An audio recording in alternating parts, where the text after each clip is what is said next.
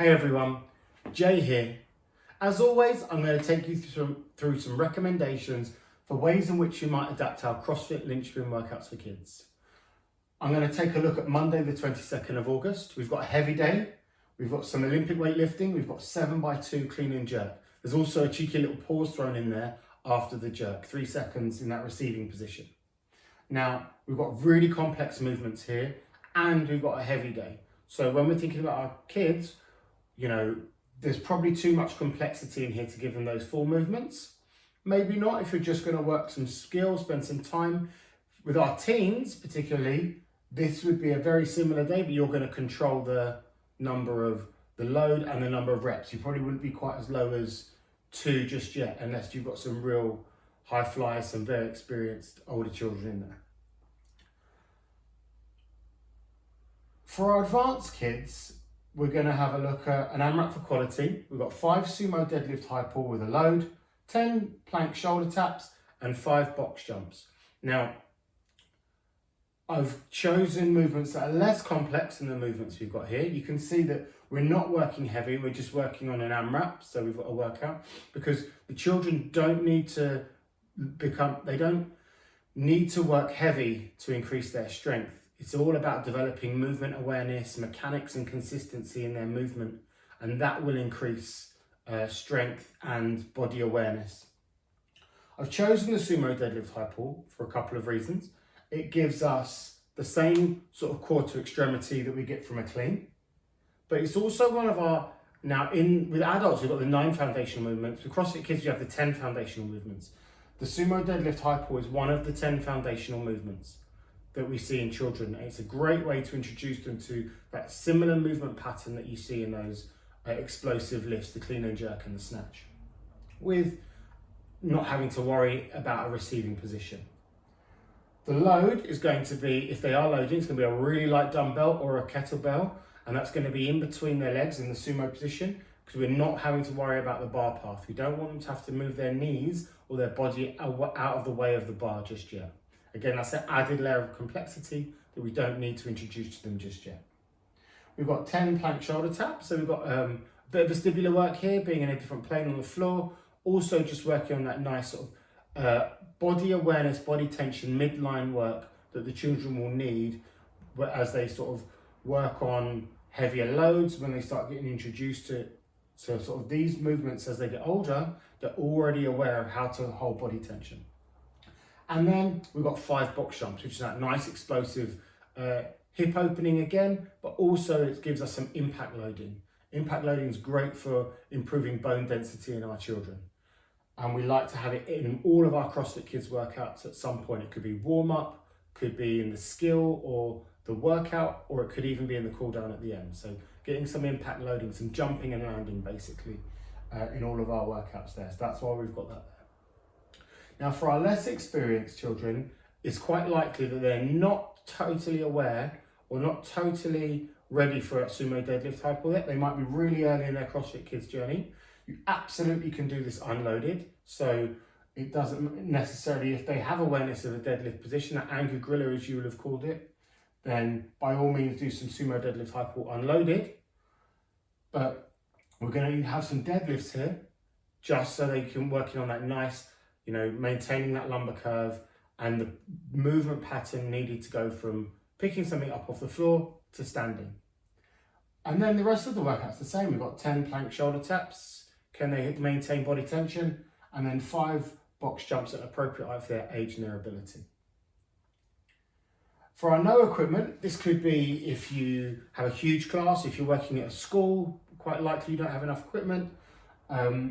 Or just at home with your kids, you haven't got all the appropriate equipment for them. We've got 5 unloaded deadlift, I have a video showing you that, 10 plank shoulder taps, and then 5 broad jumps. Now, coming back to the Sumo Deadlift high pull, some of the cues that I'm going to get, so I'm going to get the children to line their thumbs up on the outside of their shoulders, and they're going to line their feet up with their thumbs. They've got that slightly wider stance than a squat stance. And then they're going to go into as if they were holding something in the middle. So they've got like a nice, holding a kettlebell in the middle, and I'm going to get them to go into that angry griller position, to the bottom of that deadlift. And then my cues are going to be stand, so they'll stand keeping their arms straight, And then it's going to be a shrug. I don't know, could be the cue that you use, I don't know.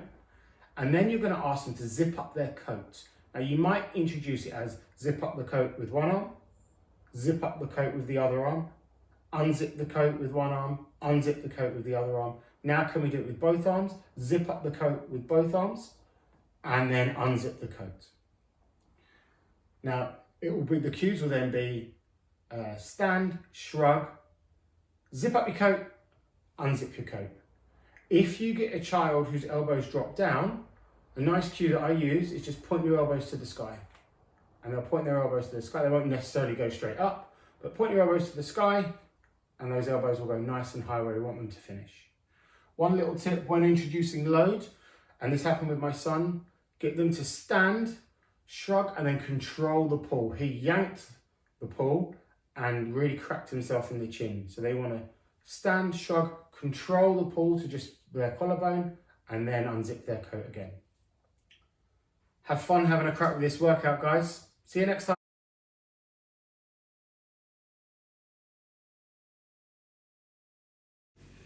So the first movement you're going to see during our advanced kids workout is going to be the Sumo Deadlift high pull. And you'll see all those points of performance that I went to at the end of that video.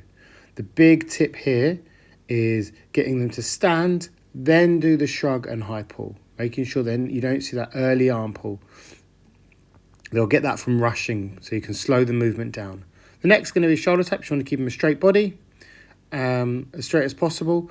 And then the cue that I really like for box jumps is just soft landing and your knees tracking your toes.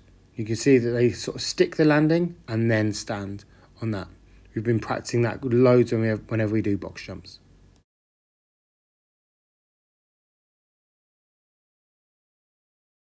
Our cool down skill work was just some bar hanging around the world. This is a skill my daughter has been practicing for so long. I mean, years. And today was a day that she managed to get 5 complete circles unbroken for the first time ever. So she's absolutely chuffed, which you'll see at the end of her video. One of the little cues I like to give, hands quite close when you're doing around the worlds. It stops the swing so much. Ideally, you want them to have straight legs together. It stops them swinging so much. But as you can see, she's working really hard there, so her legs just splayed a little bit. So with our sumo deadlifts, they're going to line their ankles up with the object they're picking up. They're going to grab hold of the handle. They're going to make sure they've got a flat back. We call it an angry gorilla back. They're going to slowly stand all the way to full extension. And then they're going to send their hips back and then lightly touch the floor to keep tension if they're doing reps, or they're going to place the kettlebell down, let go, then stand up.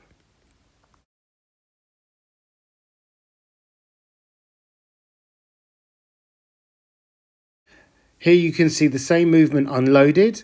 They'll only progress on to having a load is once that they can do the movement unloaded while maintaining lumbar curve, and then you're going to go up really light increments in load, really taking your time. There's no rush with our kids at all. So you can see it's exactly the same except it's unloaded.